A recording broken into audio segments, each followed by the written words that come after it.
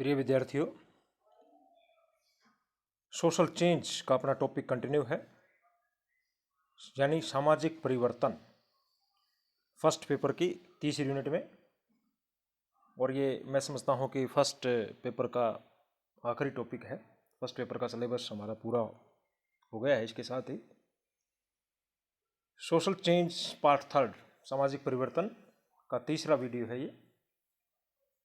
पहले दो वीडियो में सामाजिक परिवर्तन का अर्थ, परिभाषा, विशेषता, प्रतिमान, और दूसरे वीडियो में सामाजिक परिवर्तन के प्रमुख कारकों के बारे में आपने विस्तार से जान लिया है। आज वाले वीडियो में देखेंगे हम सामाजिक परिवर्तन के सिद्धांत, थियोरीज ऑफ सोशल चेंज, यानी कौन कौन से सिद्धांत हैं सामाजिक परिवर्तन के और कौन कौन से विद्वानों ने अपने विचार व्यक्त किए हैं कि सामाजिक परिवर्तन किस प्रकार से होता है। सामाजिक परिवर्तन की व्याख्या कुछ विद्वानों ने अपने अपने सिद्धांतों के आधार पर की है, यानी उसका प्रतिपादन किया है। उनका ये विश्वास है कि समाज में परिवर्तन इन्हीं नियमों और सिद्धांतों के अनुसार होते हैं, यानी कुछ नियम और सिद्धांत हैं विद्वानों के अनुरूप। वो कहते हैं कि इसी दिशा में परिवर्तन होते हैं जो उन्होंने दिए हैं, अपने अपने विचार दिए हैं।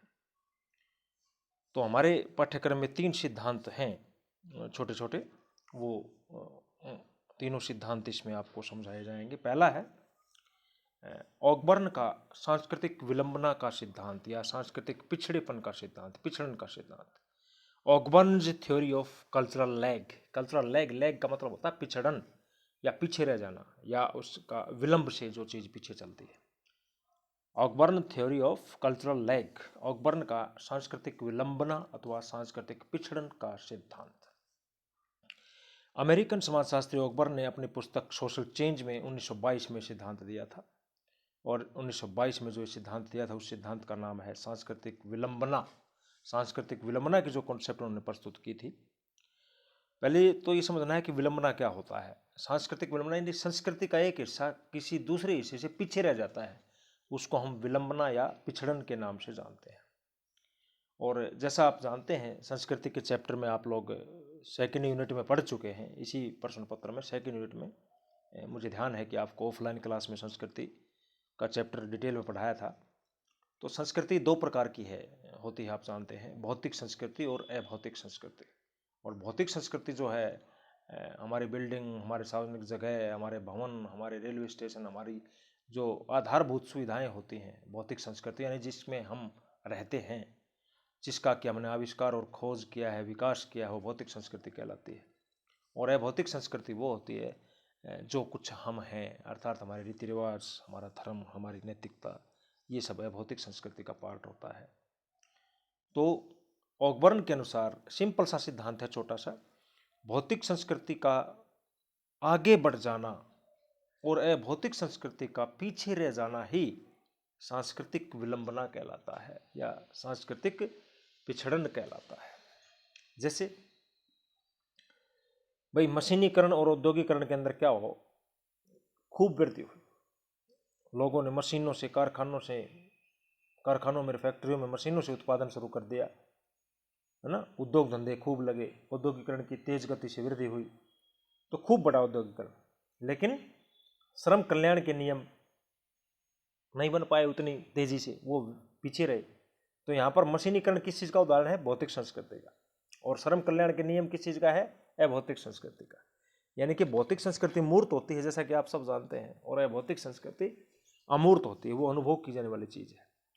सड़क यातायात तो खूब बढ़ गया, ट्रैफिक, लेकिन उसके नियम, रूल्स ऑफ द रोड बाद में बने। तो रूल्स ऑफ द रोड क्या है? अभौतिक संस्कृति। सड़क क्या है? भौतिक संस्कृति। कृषि का यंत्रीकरण खूब हुआ, लेकिन भूमि से संबंधित सुधार बहुत बाद में बने। तो भूमि सुधार क्या है? अभौतिक संस्कृति। और कृषि का यंत्रीकरण क्या है? भौतिक संस्कृति। भौतिक संस्कृति आगे बढ़ जाती है। कहने का अभिप्राय यह है, संक्षेप में इस सिद्धांत को इस प्रकार से समझ सकते हैं, जब भौतिक संस्कृति आगे बढ़ जाती है, आगे निकल जाती है विकास की रफ्तार में, और अभौतिक संस्कृति उससे पीछे रह जाती है, तो इस सिद्धांत को ऑगबर्न ने क्या नाम दिया था? थ्योरी ऑफ कल्चरल लैग, अर्थात सांस्कृतिक पिछड़न का सिद्धांत। टीबी बोटमोर के अनुसार यह सिद्धांत जो है भारतीय समाज पर पूर्ण रूप से लागू होता है। यहाँ पर ऐसे जनरीतियाँ, रूढ़ियाँ अर्थात जो प्राचीन चीज़ हैं, धर्म, नैतिकता, वो पीछे रह गई हैं और वैज्ञानिक तरक्की हमने खूब कर ली, खूब शहरीकरण हो गया हमारा, खूब नगरीकरण हो गया, खूब औद्योगिकरण हो गया, है ना। तो ये एक सिंपल सी थ्योरी है। ऑकबर्न ने भौतिक संस्कृति के पिछड़ने का और भौतिक संस्कृति के आगे बढ़ने के कुछ कारण बताए हैं। उनमें से 3-4 कारक प्रमुख हैं। एक तो नए विचारों के प्रति डर और भय की भावना होती है लोगों में। नए विचार को हम अच्छी तरह ग्रहण नहीं कर पाते, इसलिए हम अभौतिक संस्कृति पीछे रह जाते हैं, विचार पीछे रह जाते हैं और इंफ्रास्ट्रक्चर आगे बढ़ जाता है। एक होता है अतीत के प्रति निष्ठा। हमारी अपनी प्राचीन परंपराएं हैं, धर्म है, नैतिकता है, रूढ़ियाँ हैं, परिपाटियाँ हैं, हमारी जनरीतियाँ हैं, लोकाचार हैं, उनसे हम चिपके रहना चाहते हैं, उनके प्रति हमारी अंधी निष्ठा होती है ना, उसको छोड़ना नहीं चाहते, इसलिए भौतिक संस्कृति पिछड़ जाती है और भौतिक आगे निकल जाती है। एक निहित स्वार्थ, कुछ लोगों के जो समाज के ठेकेदार होते हैं, समाज के नीति नियंता होते हैं, महान लोग होते हैं, वो अपने स्वार्थों की वशीभूत अभौतिक जो संस्कृति होती है, यानी कि हमारे अमूर्त चीज़ है, उसको बदलने नहीं देते। धार्मिक नियमों को हम बदलने नहीं देते हैं, उनसे उनको कट्टरपंथी नियमों की पालना सुनिश्चित करवाते हैं। तो उनका अपना निहित स्वार्थ है, क्योंकि उनकी आजीविका और उनका जो जीवन है उससे चलता है। जैसे ओ माई गॉड फिल्म आपने देखी होगी, एक परेश रावल की ओ माई गॉड फिल्म है, और उसमें व्यंग्य किया गया है धर्म के ऊपर कि धर्म के प्राचीन सिद्धांतों से हम चिपके रहना चाहते हैं। हमारे धर्म से जुड़े जो ठेकेदार हैं, पंडित, पुजारी और जो लोग हैं, उनका उसमें कुछ निहित स्वार्थ होता है, तो वो उसमें परिवर्तन नहीं होने देते तथा भौतिक संस्कृति पीछे रह जाती है, भौतिक संस्कृति आगे निकल जाती है। एक होता है इसमें लास्ट वाला, नए विचारों के प्रति भय। एक नवीन विचारों की परीक्षा में कठिनाई का अनुभव होना, भय भी होता है, डर भी होता है, उनको एक परेशानी भी आती है ना। नए नए विचारों की परीक्षा में कठिनाई का होना, ये इसका चौथा कारक है। मैकर और पेज ने हालांकि ऑकबर्न के द्वारा दिया गया जो शब्द था सांस्कृतिक विलंबना, उस पर आपत्ति जताई और उसकी जगह पर उन्होंने प्रौद्योगिक विलंबना शब्द का इस्तेमाल किया। बात कुछ हद तक ठीक भी है मैकर और पेज की, कि तकनीकी आविष्कारों से, वैज्ञानिक आविष्कारों से और आधुनिक शिक्षा से हम आविष्कार करते हैं, खोज करते हैं, नई नई चीज़ों की डिस्कवरी करते हैं, उससे हम भौतिक संस्कृति आगे बढ़ जाती है। तो उसके लिए हम सांस्कृतिक विलंबना शब्द का इस्तेमाल न करके मैकर और पेज ने जो सुझाव दिया था और उसकी जगह एक शब्द इस्तेमाल किया था, वो प्रौद्योगिक विलंबना शब्द का, टेक्नोलॉजिकल लैग, जबकि ऑकबर्न ने कल्चरल लैग बताया था। तो सांस्कृतिक विलंबना की जगह प्रौद्योगिक विलंबना शब्द का इस्तेमाल मैकर ने किया, और उसकी एक शब्द और उन्होंने बताया, प्रौद्योगिक प्रतिरोध। प्रतिरोध मतलब रुकावट, कि तकनीक की रुकावट, तकनीक की वजह से किसी अन्य चीज़ में रुकावट आ जाती है जो अभौतिक संस्कृति का पार्ट होता है। तो कुल मिलाकर के संक्षेप में सिद्धांत ये है कि संस्कृति का एक हिस्सा यानी कि भौतिक संस्कृति आगे निकल जाती है और संस्कृति का दूसरा हिस्सा अर्थात अभौतिक संस्कृति पीछे रह जाती है। This is simple theory cultural life. दूसरा जो सिद्धांत है हमारे इसमें पाठ्यक्रम में, इसके बाद सोरोकिन का सांस्कृतिक गतिशीलता का सिद्धांत, वो सांस्कृतिक विलंबना का था पहले वाला, और दूसरा जो सिद्धांत है theory of cultural dynamics, cultural like नहीं, कल्चरल डायनामिक्स, सांस्कृतिक गतिशीलता का सिद्धांत। सोरोकिन भी अमेरिका के समाजशास्त्री थे और सोरोकिन ने अपनी पुस्तक सोशल एंड कल्चरल डायनामिक्स में इस सिद्धांत का प्रतिपादन किया है, इस सिद्धांत का विश्लेषण किया है।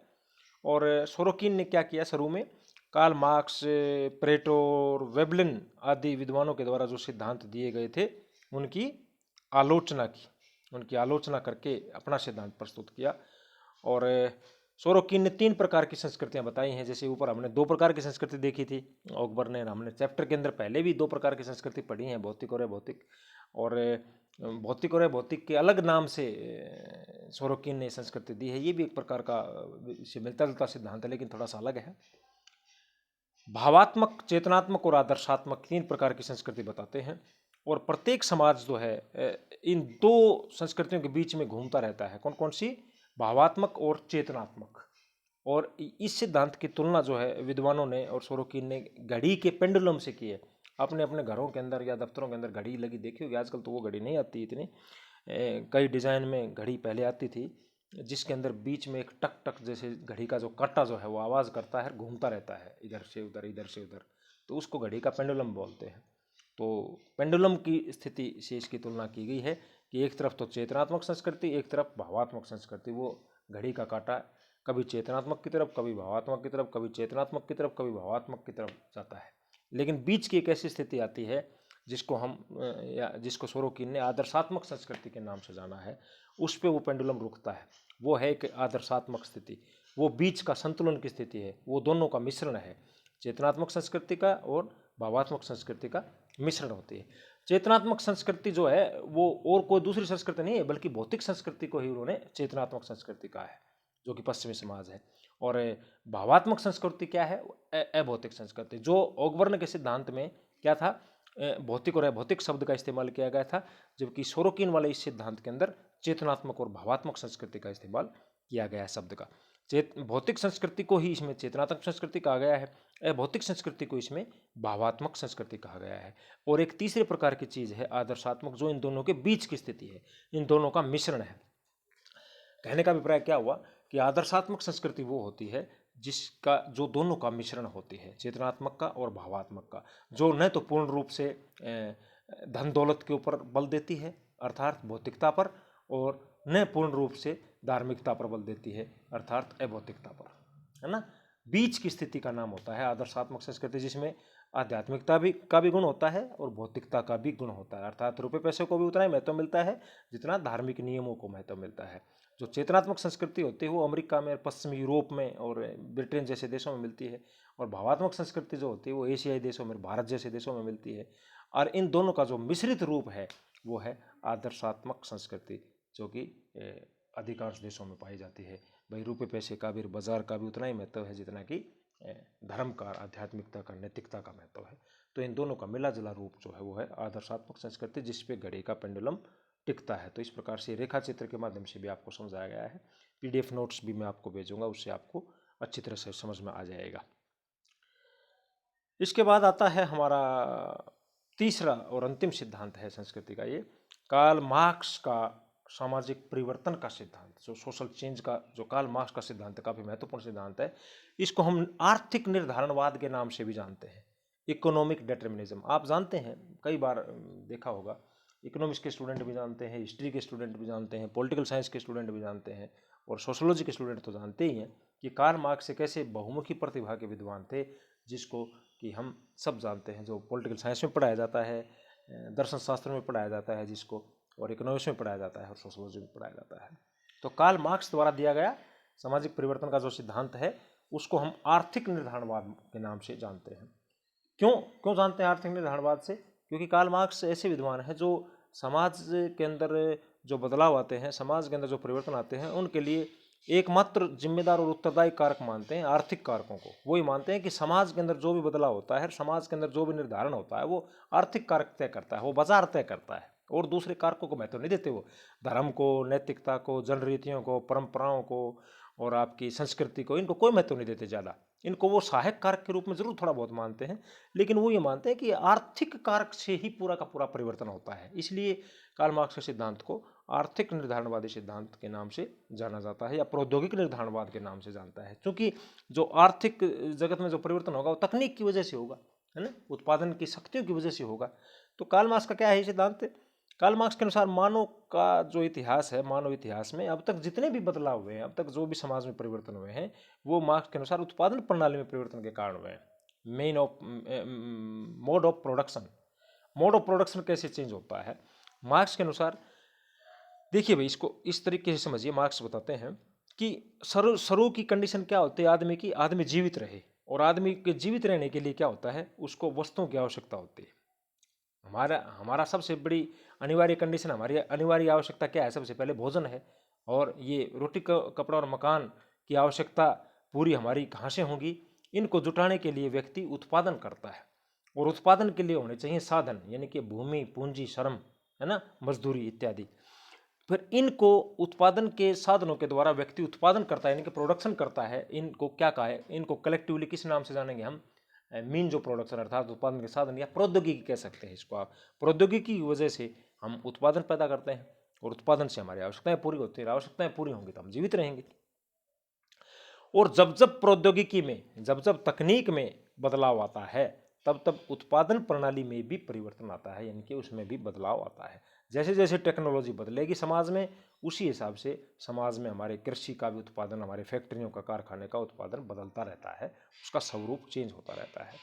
यानी उत्पादन प्रणाली जो है वो समाज की अधिसंरचना को प्रभावित करती है। अधिसंरचना का मतलब होता है सुपरस्ट्रक्चर। हमारी कला, हमारा साहित्य, हमारा विज्ञान, हमारी राजनीति, हमारी शिक्षा कैसी होगी, ये एक तकनीक तय करती है, उस समाज के अंदर प्रचलित उत्पादन का तरीका तय करता है। और जब जब जैसे हम ये कहेंगे कि अधिसंरचना और अधोसंरचना, दो शब्दों का अंतर समझ लीजिए आप। अधिसंरचना और अधोसंरचना।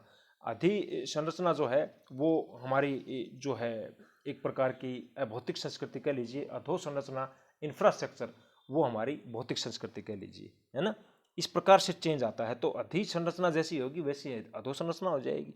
हमारी हमारी जो इंफ्रास्ट्रक्चर फैसिलिटीज़ हैं वो हमारी सुपर स्ट्रक्चर को, हमारे समाज को प्रभावित करते हैं, हमारे या भौतिक चीज़ों को भी प्रभावित करते हैं। कार्ल मार्क्स मोटे रूप से यही कहना चाहते हैं। और सबके मूल के अंदर पैसा है, बाजार है, यानी कि आर्थिक कारक जो है वो मेन है। सामाजिक बदलाव के लिए आर्थिक जो कारक है वो मेन है। अब ये जो कला है, साहित्य है, धर्म है, विज्ञान है, ये राजनीति है, ये उसी प्रकार की बन जाते हैं जिस प्रकार का हमारा समाज, जिस प्रकार की हमारी तकनीक, जिस प्रकार का हमारा बाजार होता है। बाजार इन चीज़ों को बदल देता है, आर्थिक कारक इन चीज़ों को परिवर्तित कर देते हैं, रूपांतरित कर देते हैं। जैसे एग्जाम्पल दिया है, इसको बड़ी आसानी से समझ सकते हैं आप। जैसे जब हाथ की चक्की से उत्पादन होता था तो समाज भी वैसा ही था। अर्थात कैसा था, गांव ढाणियों का समाज, बिल्कुल सरल समाज था। हाथ की चक्की से हम जो आटा बनाते थे। और जब बिजली की चक्की से उत्पादन होने लगा तो समाज कैसा होगा, समाज मॉडर्न होगा, नो डाउट। जब जैसा समाज होगा वैसे तरीके होंगे, जैसे तरीके होंगे वैसा समाज बदलता चला जाएगा। तो आर्थिक कारक जो है वो मेन है। आर्थिक कारकों की वजह से सरलता से जटिलता की तरफ समाज बढ़ता जाता है। भाई जैसे जब हाथ की चक्की थी तो समाज बिल्कुल सरल प्रकार का था, और जब बिजली की चक्की आ गई, यानी कि तकनीक आ गई, प्रौद्योगिकी आ गई और आर्थिक कारक उसके अंदर आ गए, बाजार हावी हो गया, तो वो समाज भी उसी तरह से परिवर्तित हो गया, समाज भी उसी तरह से चेंज होता गया। विभिन्न युगों के अंदर क्या हुआ कि आर्थिक संरचना जो है वो भिन्न भिन्न होती थी। और कृषि युग में कृषि जैसी अर्थव्यवस्था थी, और सामंतवादी युग में सामंतवादी जैसी अर्थव्यवस्था हुई, और आधुनिक पूंजीवादी युग है जो कि हम आधुनिक समाज में रहते हैं, हम सब 21वीं शताब्दी के समाज में रहते हैं। तो आधुनिक पूंजीवादी युग के अंदर अर्थव्यवस्था आधुनिक तरीके की जैसी हो गई, और पूंजीवाद आ गया। जैसे उसमें कृषि जीवन की अवस्था नहीं रही। आज की अर्थव्यवस्था को किस नाम से जानेंगे हम, औद्योगिक अर्थव्यवस्था। तो जैसा आपका आर्थिक कारक होगा, जिस प्रकार की आपकी तकनीक होगी, उसी प्रकार का समाज होता चला जाएगा। अर्थात कार्ल मार्क्स के अनुसार संक्षेप में इस सिद्धांत में आप कह सकते हैं कि तकनीक और आर्थिक कारक ये दोनों ही समाज में बदलाव को निर्धारित करते हैं। इसलिए कार्ल मार्क्स के इस सिद्धांत को आर्थिक निर्धारणवाद का सिद्धांत भी कह सकते हैं। तो ये आपका सोशल चेंज का भी चैप्टर पूरा हुआ आपका आज। ये सिद्धांत भी 3 वीडियोज़ के अंदर, ये सोशल चेंज मैं समझता हूँ ये 3 वीडियोज़ डाले गए हैं आपको 2 दिन में, और इन तीनों वीडियोज़ को आप अच्छी तरह से सुनना। और ये सामाजिक परिवर्तन का आपका महत्वपूर्ण टॉपिक भी पूरा हो गया है। फर्स्ट पेपर आपका क्लोज, सेकंड पेपर के कुछ वीडियोज़ और बना करके डाले जाएंगे समय समय पर। Thank you.